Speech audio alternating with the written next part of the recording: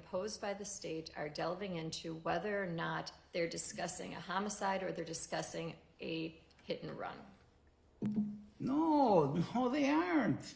Yes, they are. No, here's the call. Here's the call.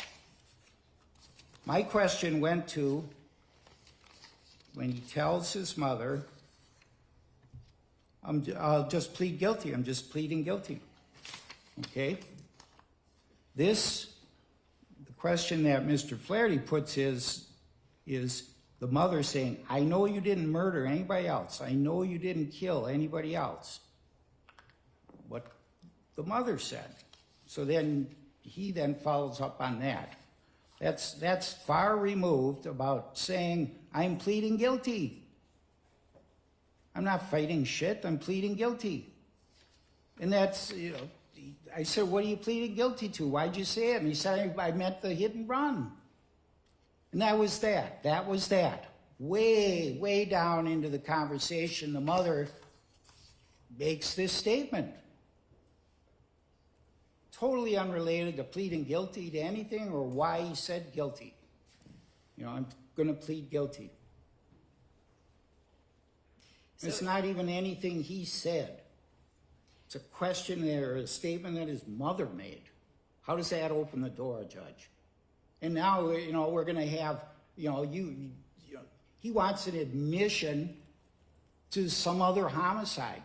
And where's that going? I just want the truth for once. No, it isn't what you want. Okay, so relative to this matter, what the ruling will be is as follows. Relative to questioning him, relative to the substance of the conversation that took place between him and his mother, if the state is attempting to elicit questions to show that it wasn't a conversation relative to a hit and run and that it was pertaining to a homicide, I think you have every right to go down that path. Defense counsel asked the defendant point blank, did you kill her? Did you commit this homicide?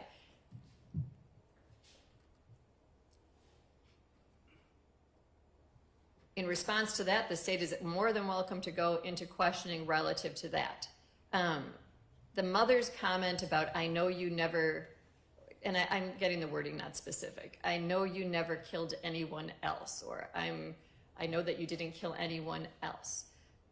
Part of the answer to that is the lack of response that's given in response to that comment being made by the mother. And you inquiring into it, I found that it was proper for the state to ask a question.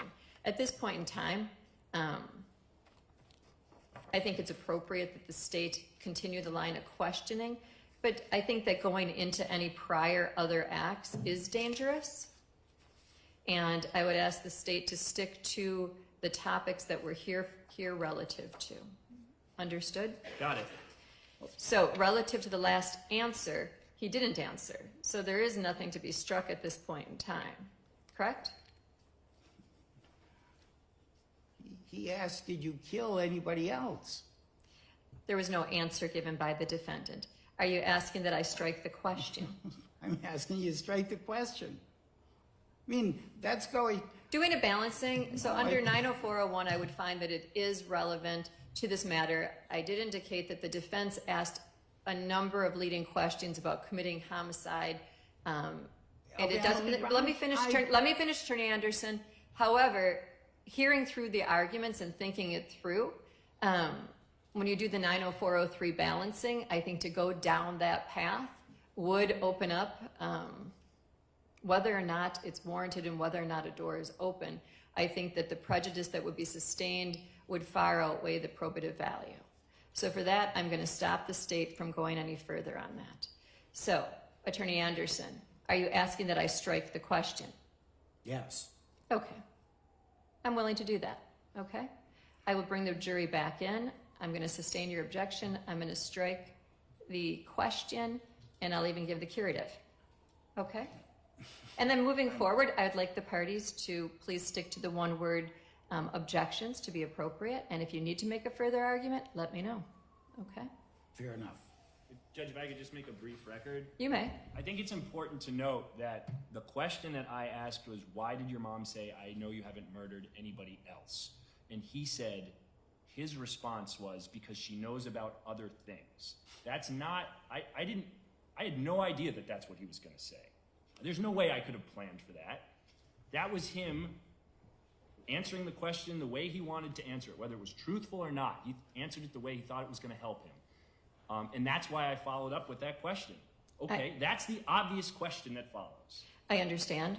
And I'm happy to not go down the road anymore. I'm not questioning I your think ruling. that the prejudice that could be sustained from going further down that road could be very dangerous. I do agree. I understand why you asked that question, and I don't know what he was referring to. I have no idea what that comment meant, but I understand why it opened the door to allow you to put forth a reasonable question in that format. However, doing a 90403 balancing, I do think it's too dangerous, and I'm going to preclude it going any further. Okay? Let's bring the jury back in, please.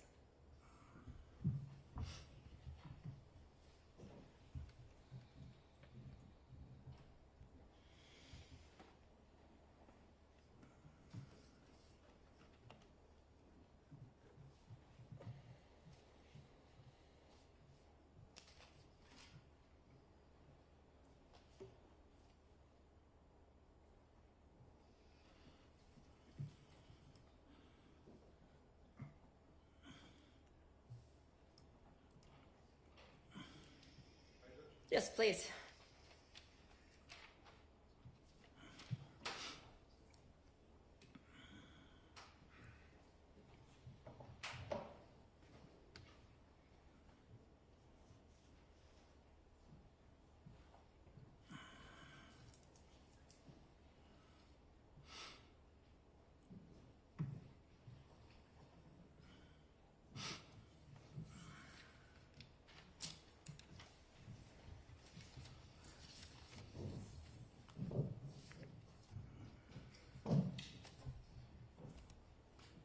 Okay, when you were last here, the defense made an objection. I'm going to sustain the objection, and I'm going to strike the question that was posed by the prosecutor.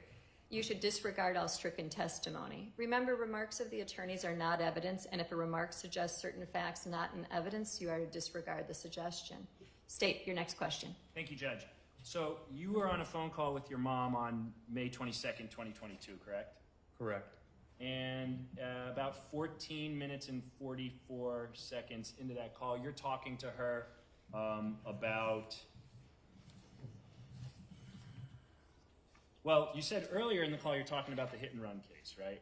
Yes. How you're going to plead guilty Yes. and all that. Okay. And then later in the call, you're talking about how your family has a fear of you, right? Yes. And your mom says to you, I know you didn't murder anybody else. I know you didn't kill anybody else, right? Yes. And you did not respond to that by saying, oh, what are you talking about? I haven't killed anybody. What do you mean? Right? You didn't respond like that. No, I did not. Instead, you responded, even back in the day, y'all would push until I got to a state where I'm so violent. That's how you responded. Yes. So she said, I know you didn't kill anybody else. And you say, you don't say, what are you talking about, killing anybody else? Right? Yes. I never killed anybody. You said, yeah, I'm a really violent person. You know what I mean? Where do you think that aggression goes? Right? You said that. Yes. And then you said, if I can't put it on y'all, you know what I mean? It goes out to these people.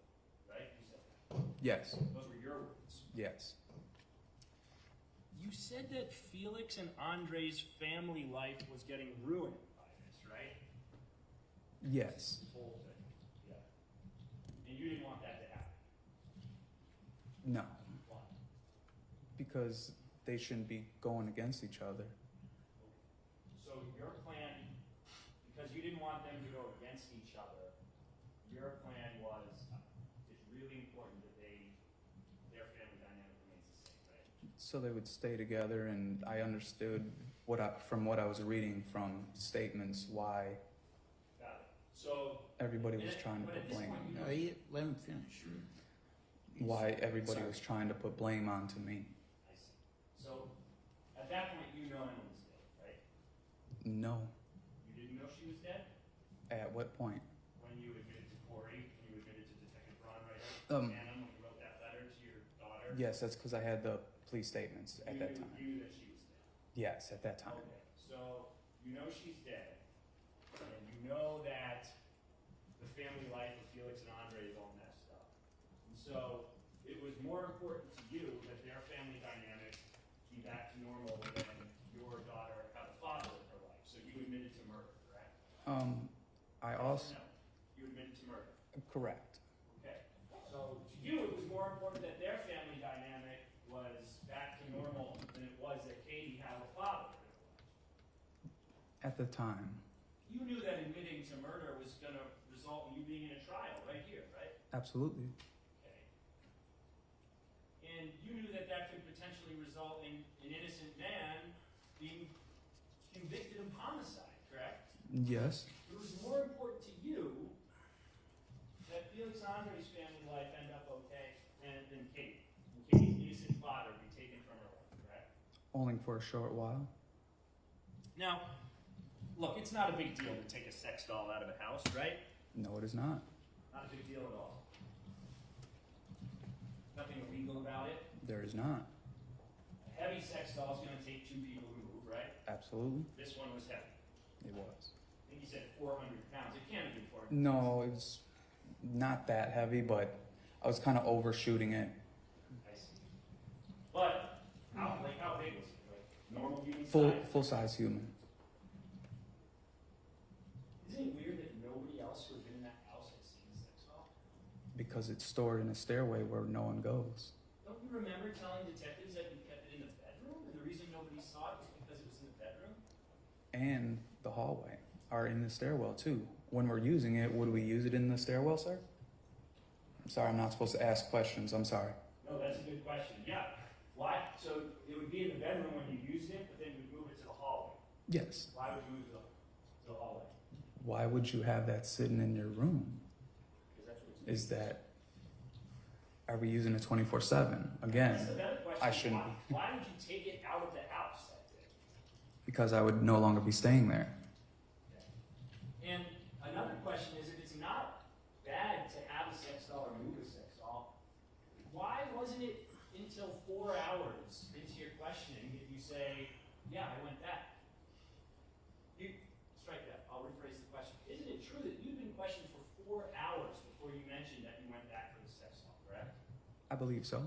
And it wasn't until Detective Harms, you see back there in the gallery, bluffed and said there was video of you taking something out of the house wrapped up, that you said, yeah, there's a sex doll. Yes, But there's nothing wrong with taking a sex doll out. there isn't. So why didn't you tell them when they asked you for 4 hours what you had done that day, you didn't go back to that house and take that sex doll out? Because if there was footage, they would have seen it was just that. Then why didn't you tell them? You told them you went to Andre's, right? Yeah. Why didn't you tell them you went back to the house? I told them I went back to the house.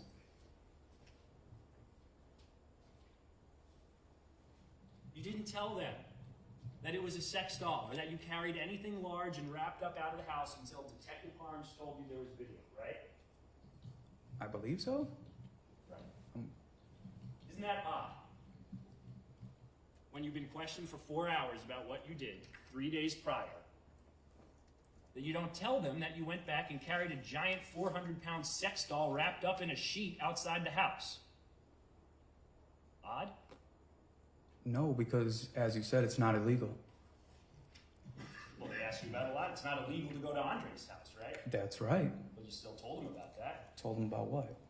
That you went to Andre's house. Yeah, I told him because I was staying there. Okay, and you didn't tell them about the sex doll. It's not illegal to have a sex doll, is it, sir? Okay, I get it.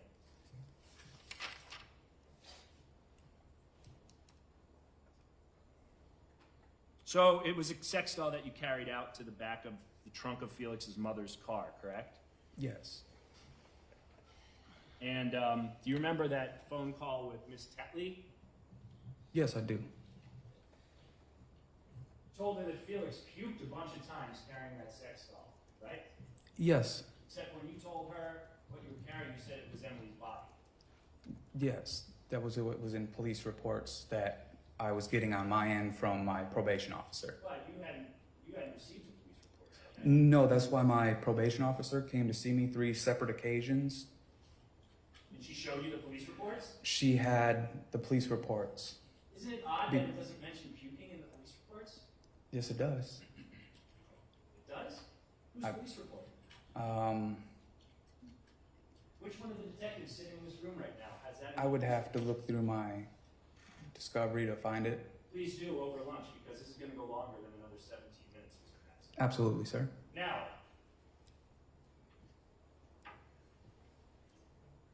you told her that he puked, correct? Yes, Odd detail to include, right? it not is, but was that not in his statement? In fact, he said he gagged. Gagged or puked, so, So is he telling the truth? no. He's not telling the truth. Because if we didn't do nothing together, how would he gag? How would I know? I'm saying, why would he gag if it was a sex doll? That's what I'm saying. So he had to be moving something else, not a sex doll. Not Exactly, me. Mr. Matzen. We're on the same page, right? Yeah, but You had to have been moving something else that wasn't a sex doll, right? But not with me. Not with you. But then how did you know he puked? Why'd you tell her that his puke would still be in the backyard? Because that's what his statement says. Can't wait till you bring that back after lunch. Now, your testimony today and your statements to the police are that you are outside smoking a cigarette at that point, after Miss Rogers broke up with you, right? Well, inform me to move out. Break up. You could call it either or. You go back in the house and she's not there, right? Yes. Now, of course, you know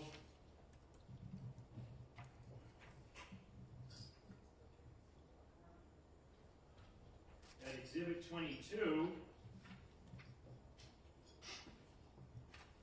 shows that her phone was actually there until about 2 o'clock in the afternoon, though, right? Where? At your house. You were here. Yeah. Okay. So did she leave her phone there? I'm not sure. Did it just walk over to the place where it was found at 2:02 p.m. on 4/27/22? No. Oh, then how'd it get there? Well, if you read the rest of the warrant from Life 360, it indicates that it only registers if the phone has been at that spot for over 20 minutes.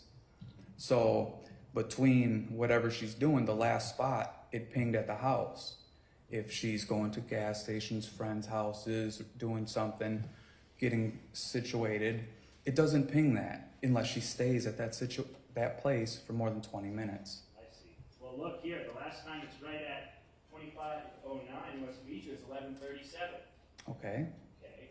So it looks like the phone was at the house for a much longer time than you say. She left and went to work, right? I'm not sure, but she's getting into a vehicle, it looks like there. That's in the street, not the house, sir.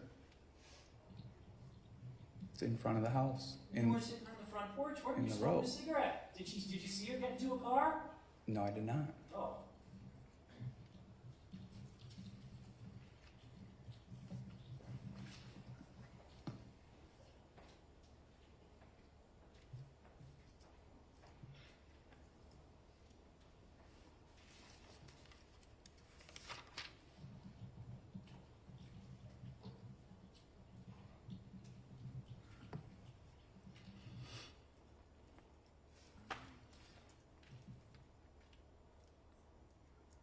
You said that the conversation between yourself and Miss Rogers that morning, how would you describe it? Was it peaceful? Was it calm? Or was it agitated? It was a little agitating, you know. Okay. But, you know, you had a calm conversation about co-parenting, correct? Yeah, but we don't argue in front of Katie. We try not to get too loud. It's not something we want to do. I was raised in a house with domestic violence, and she said she was too. So we didn't want our child to be around very yelling at each other, no parent fighting in front of her, nothing. So it wasn't like a confrontation. It wasn't like an aggressive conversation. No, it's more like, all right, let me figure out where I gotta go. Can I get, you know what I mean? Like that sort of tone.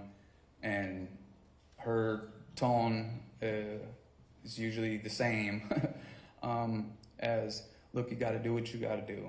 Let's just figure something out before this time.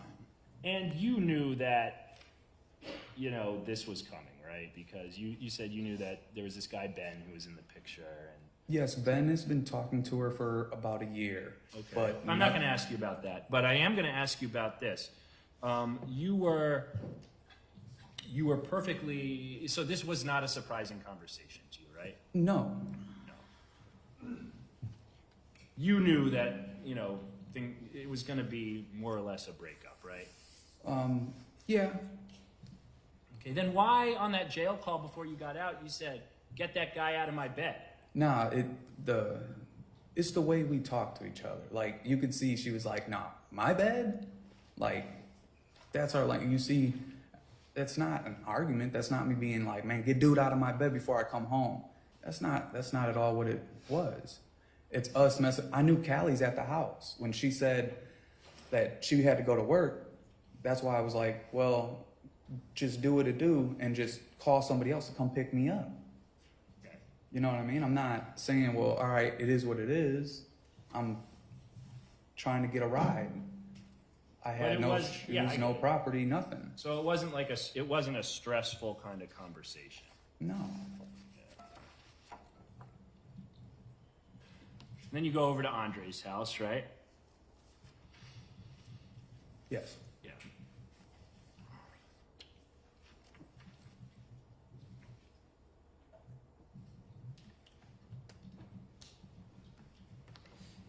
Exhibit number 35 is the interview that you did with Detective Lesniewski on May 5th at about 4:36 in the morning. I'm at 36:18 into the video.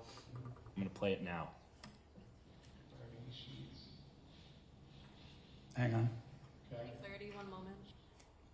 Pausing. Okay. Continuing to play at 36:24. You guys carry this doll out to the car. Where do you go next? Okay. You go to Andre's. What do you do there? Shit, I go inside, roll up, smoke, trying to relieve some of the stress that I was going through. Pause. 36:47. You go to Andre's and you smoke to relieve all the stress you're going through, right? Yes. I've Okay. just been in It was two just a yes or no accidents. question. Yes. Yes. Okay. But it wasn't a stressful conversation that morning. No. Okay. And then an exhibit. We'll get to that a little bit.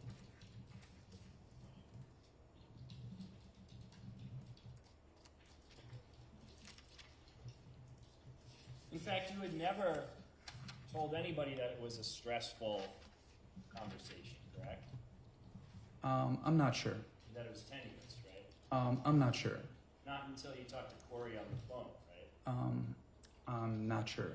And when you talked to Corey, you said that you were outside smoking a cigarette. And from there, it was different, right? Your story from then to now. I think so.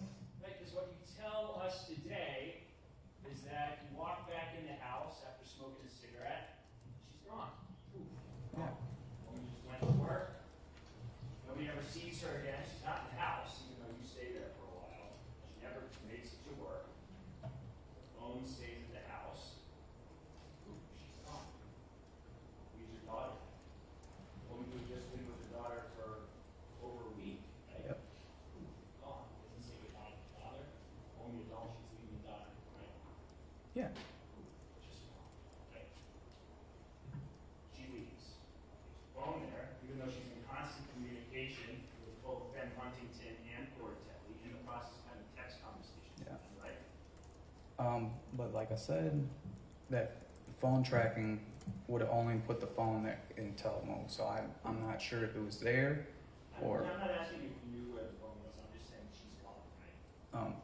Yes, she wasn't in the house. You didn't see her. And then when you're on the phone with Corey a couple days later, say I went back in, and she's in your face, right? A couple days later.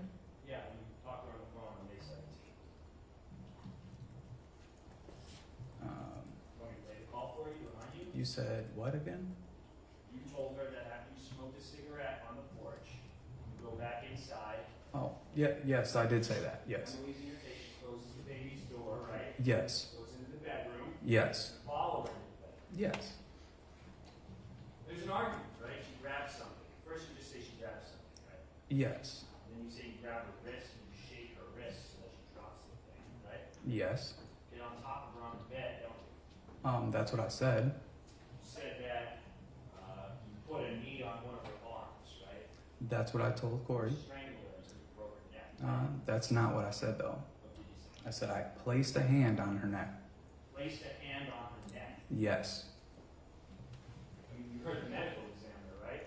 Yes, he said she was asphyxiated by something, a cord or something. Cord, correct. A cord. Said that there were actually two bands indicating that somebody probably wrapped that cord around twice and then squeezed it like this, correct?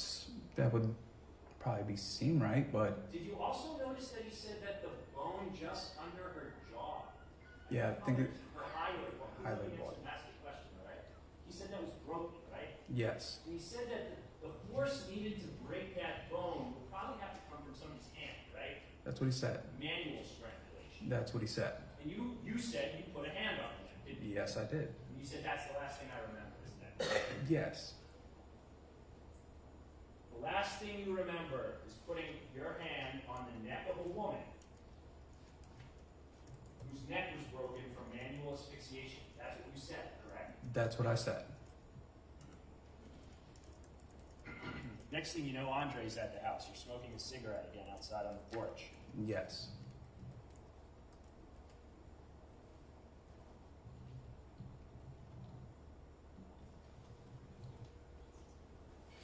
You know, earlier when I was asking you questions about moving that body, the vomit of Felix, for instance, you said that you knew all those details that you told Corey because they were in police reports, right? Yes.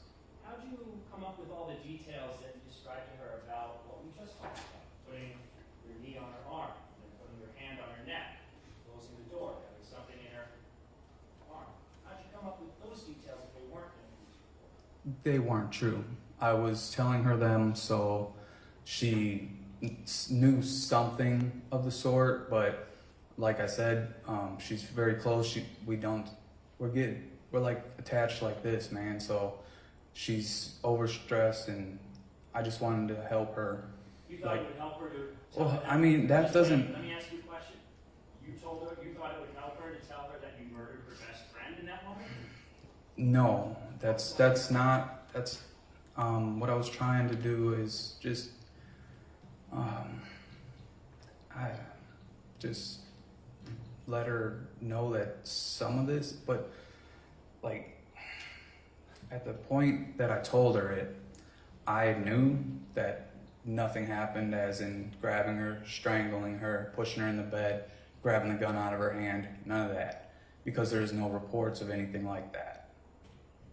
Well, it's because you hadn't said it before, right? That's why there's no reports. What do you- You said it went right to a police report, right? No, No, it's not in a police report. that you I- said it? it's only on the video thing, I think. There's no police report. I'm not too sure, but I've only So you were sure earlier about what police reports say, now you're not too sure about on that what? matter. On that matter. Okay. But before you said it, there were no police reports on it, right? You just made that up in your own mind. Yes. I had an idea. This girl I've known my whole life, my child's mother's best friend, she's really having a tough time right now. Here's how I'm gonna fix it. I'm gonna tell her I killed her, right? That's the game plan. That's the story that we came up with together. If they You would came have, up with that story together? me and Corey, yes. You and Corey came up with that story together? Yes. Great. Glad I had an opportunity for rebuttal. You and Corey, when did you come up with that story together? We talked about it the prior days leading up to the 17th. What was going on, what could have happened, what possibly would have happened. Mr. Matzen, what's going to happen if I call her back to the witness stand and I say, Corey, did you and Mr. Matzen come up with this story together? What's she going to say? She's going to let you know what she told me leading up to that call on the 17th and the calls after the 17th, sir. Mr. Matzen, is she going to tell us, if I call her back this afternoon and put her right in that stand, she's going to raise her right hand, she's going to swear to tell the what the truth. Is she going to tell this jury that you and her, the day before the call we heard, came up with a story about how you strangled her? Are you gonna play the tape? What tape? Of the previous 3 calls. Mr. Matzen, if you have calls you want to play, you are more than welcome to play them. They wouldn't let me subpoena them. Okay, you just need to answer the questions. Ask your next question. They wouldn't let you subpoena them? How am I supposed to do it? Mr. Matzen, haven't you had a lawyer for about 3 years? You've had 3 different lawyers. I have, sir, and I have asked my first attorney and second attorney to subpoena those records, and I have documentary proof of that. Okay. Well, let's get Ms. Techley back up here this afternoon. See what she says. Don't you think that's a good idea? If that's what it takes. Okay, then at this point, it's a perfect place to break. It is 11:58, so I have to break. Now the admissions become even more important, right? So don't talk about this, don't think about it, don't discuss it amongst yourselves, don't research, don't blog, email, text, anything about your service. I have to do a sentencing this afternoon, I have to tell you. So I do need to bump this till 3 o'clock. So I'm sorry, you have a really long lunch, but we'll pick up right at 3 o'clock. So if you could come back between 2:30 and 3, if I finish early and you're all here, I'll start as soon as I finish the sentencing. But I have to do that today. Okay. So leave your notebooks on your chairs. Have a lovely lunch. It looks lovely out. I think it's supposed to be in the 40s. So maybe go outside, and we'll see you back here by 3 o'clock sharp. Thanks, everybody. Feel free to bring coffee, water, and soda with you when you come back, okay?